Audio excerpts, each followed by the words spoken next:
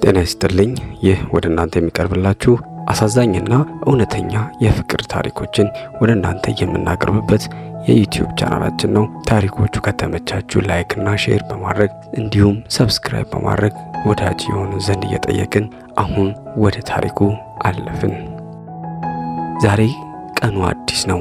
አሮጌ ዓመት አልቆ ሁሉም አዲስ ሆኗል። ትምህርት ቤቶቹም እየተከፈቱ ነው። ዩኒቨርሲቲዎችም ለተማሪዎቻቸው አቀባበል እያደረጉ ነው። ጌዲዮ የሁለተኛ ዓመት የዲግሪ ተማሪ ነው። በባለፈው ዓመት አገር አቀፍ ከፍተኛ ውጤት ያመጣውም እሱ ነው። ዛሬ የሁለተኛ ዓመቱን ትምህርት ሊቀጥል ሻንጣውን ሸክፎ የጅማ ዩኒቨርሲቲ ረግጧል። እናም አቅርቅሮ በመንገድ ላይ ሳለ አንዲት ቅልብልብ ያለች ቆንጆ ፊት ለፊቱ መታ ተጋጩ። ከዚያም እያያት ሄድም ብላ ጮህችበት። እሱ ግን ምንም ሳይላት መንገዱን ቀጠለ። ልጅቱም ይቅርታ ባለመጠየቁ ተናዳ ተከትላ ሄዳ ልብሱን ያዘችና እያናገርኩ አይደል አለችው። ያማል አታስተውልም እያለች የስድብ አይነት ታወርድበት ጀመር። ጌዲዮን ግን እንኳን ይቅርታ ሊጠይቃት ቀናም አላለላትም። ብዙ ተማሪዎች ከሩቅ ሆነው በፍርሃት ነበር የሚያዩአቸው። ምክንያቱም ጌዲዮ ከባድ የሚጥል በሽታ አለበት። ግቢውን ከረገጠበት ጊዜ ጀምሮ ከመጽሐፍና ደብተሩ ውጪ ጓደኛው ነኝ የሚል ማንም የለም። ሲበዛ ኮስታራ፣ ዝምተኛ፣ ብቸኛ ነው። ከትምህርት ቤቱ ከመምህራኖቹ ጋር እንኳን አፍ ለአፍ ገጥሞ አያውቅም። ማንም ሲስቅ አይቼዋለሁ የሚል የለም። ከላይ ጀምሮ እስከ ታች ሁሉም ይፈሩታል። መቅደስ ግን አታውቀውም። የመጀመሪያ ዓመት ትምህርቷን ለመከታተል ገና ግቢው መርገጧ ነው። እናም ልጅቷን ከልብሱ አላቆ ግራ ይዞ መሄድ ፍሬን ከለቀቀ መኪና ራስን ለማዳን ይጠቅማል። እኔ ባላይሽም አንቺ እያየሽኝ መሄድ ግዴታሽ ነው አላትና አመናጭቋት ሄደ። መቅደስም ሁኔታው ገርሟት በነበረችበት ቆማ ሲሄድ ታየው ጀመር። እናም እግዜር አወጣሽ የሚሉ ቃላቶች ከብዙ ተማሪዎች ወደሷ ተወረወሩ። ሁኔታው ግራ አጋባ።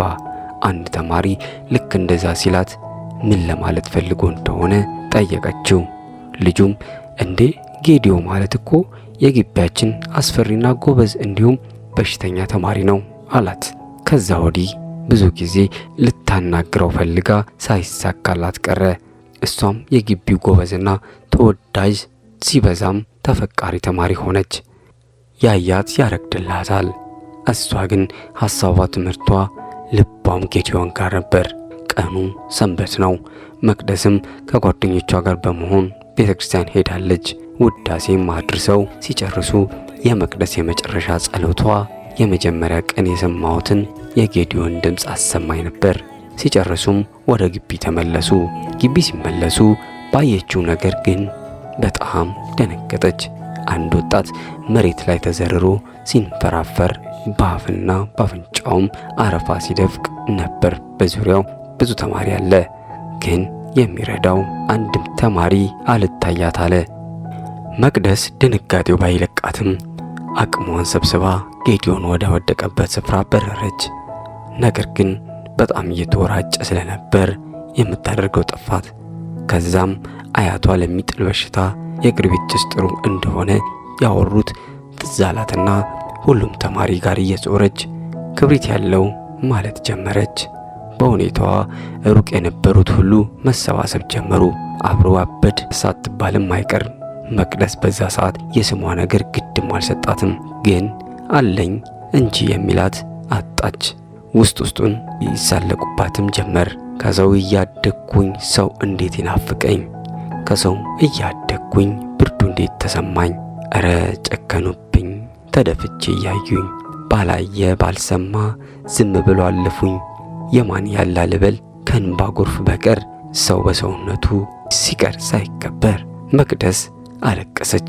እንደምንም ብላ ጭንቅላቱን ጭኖቿ ላይ አድርጋ በአፍና በአፍንጫው የሚፍለቀለቀውን አረፋ በለበሰችው ነጠላ ትጠርግለት ጀመር። አጭር ለማይባሉ ደቂቃዎች ማንቀጥቀጡ አላቆመም ነበር። ከዛም ሊነቃ ሰውነቱ ሲረጋጋ ሁሉም ተበተነ። መቅደስ ግን አይኖቿን ከፊቱ ላይ ተክላ መንቃቱን ትጠባበቅ ጀመር። ከደቂቃዎችም በኋላ ጌዲዮ አይኖቹን ከመቅደስ አይኖች ጋር ተጋጭተው ተገለጡ። የመቅደስ አይኖች ማልቀሷን ያሳብቃሉ፣ ከንፈሮቿም ይንቀጠቀጣሉ፣ ጉንጮቿ በእንባ አርሰው ላይን ያሳሳሉ። ጌዲዮ ትኩር ብሎ አያት። ከመደንገጧ የተነሳ ሰውነቷን መቆጣጠር ከበዳት። ጌዲዮ ቀስ ብሎ ከእግሮቿ ላይ ተነሳ። አስተያየቱ ግን መልካም እንዳደረገችለት ሳይሆን ልክ እንደ ጠላቱ ነበር። ከዛም ጥሏት ሄደ። ትንሽ ከተጓዘም በኋላ ቆም ብሎ አሰበና ተመለሰ። መቅደስም ከመሬት ተነሳች። እሱም መሬቱን እያየ አመሰግናለሁ አላትና ተመልሶ ሄደ። መቅደስ ግን ደስ አላት፣ ጸሎታም ሰመረ። መቅደስ የግቢው መነጋገሪያ ዜና ሆነች። ግማሹ ጎበዝ ተማሪ ስለሆነ ደግሞ እሷም ስለሆነች አዝናለት ነው ይላሉ። ግማሹ ደግሞ ለዚህ አይመስለኝም አፍቅራው ነው እያሉ እየተሳለቁ እየሳሳቁ ጌዲዮ አሁን ምኑ ይፈቀራል? እረ ከበሽታው በቀር ጌዲዮ ምን ይጎለዋል? ምን አለውና? በቃ ግቢው በአንድ እግሩ ቆመ። መቅደስ ከሱ እንደተለየች ወደ ዶርም ነበር የሄደችው። ጓደኞቿ ቀድሟት ገብቷል። ልክ ስትገባ መቅዲ ግን ምን ታምር ነው? ምን ጉድ ነው? እያሉ ይነዘንቷት ጀመር። ከጓደኞቿ አንዷ የሆነችው ብርሃን ቀጠለች። እኔን ግን የገረመኝ የመቅዲ እንደዚህ መሆኑ ሳይሆን የሱ አለመማታት። መቅደስም እረ ተረጋጉ፣ ጌዲዮ እኮ እንደምታስቡት ክፉ አይደለም ስትል ዶርምን በሳቅ ሞሉት። ሔዋን ቀጠለች። በአንድ ቀን እንደዚህ አፍሽን ሞልተሽ ስለሱ ካወራሽ ሳምንት አብረሽ ወጥቶኝማ ታሪክ ትጽፊለታለሽ እያሉ መሳሳቅ ጀመሩ። ብርሃን ተነሱ ሻይ ቡና ብለን እንምጣለች። ሔዋንና ወይንሸት ተስማሙ። መቅደስ ግን ማንበብ እንደምትፈልግ ነግራቸው ቀረች። እነሱም ጥሏት ሄዱ።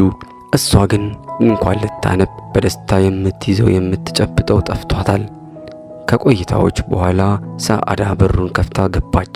መቅደስን ሰላም ካለቻትም በኋላ ፊቷ ላይ የሚነበበውን ደስታ አይታ ኢጃቧን እያወላለቀች ምን አዲስ ነገር ተገኝቶ ነው ይህ ሁሉ ደስታ አለቻት።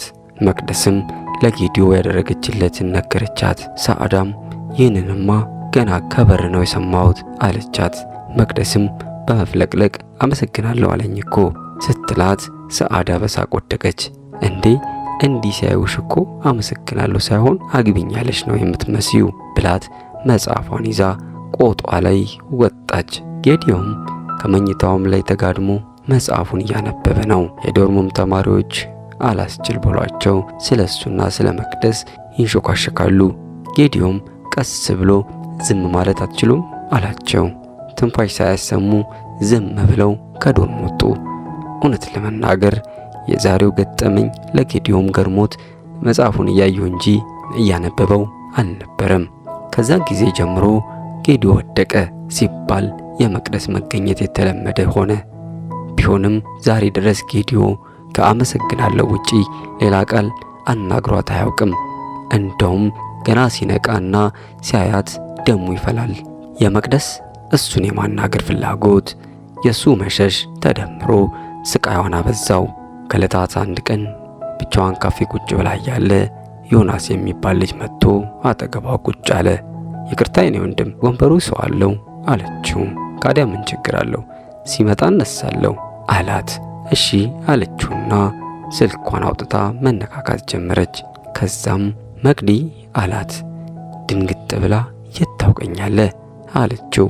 ዮናስም ሳቅ ብሎ እዚህ ግቢ አንቺንም ማያውቃለ እንዴ አላትና እኔን ካላወቅሽኝ ዮናስ እባላለሁ፣ ግን ደስ እንዲለኝ ዮኒ በይኝ አላት። መቅደስም ፈገግ ብላ በዝና የማውቅ መሰለኝ በሚገባ አላት። አድማጭ ተመልካቾች ይህን የፍቅር ታሪክ የሚቀጥለውን ክፍል በቀጣዩ ወደ እናንተ ይዤላችሁ እስከመጣ ታሪኩ ከተመቻችሁ ከወደዳችሁት ላይክ፣ ሼር እና ሰብስክራይብ በማድረግ ያበረታቱኝ ያልኩኝ በቀጣይ እስከምንገናኝ ቸር ሰንብቱ።